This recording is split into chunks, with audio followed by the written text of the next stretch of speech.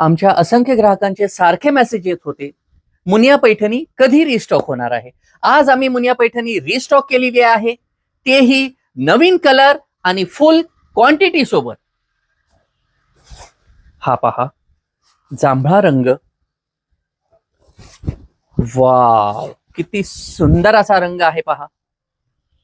कलरची फिनिशिंग, कलरची brightness, पदराचा look आणि डिझायनर ब्लाउज, तेही पहिल्यापेक्षा कमी किमतीत, फक्त 765 रुपये फ्री शिपिंग मध्ये.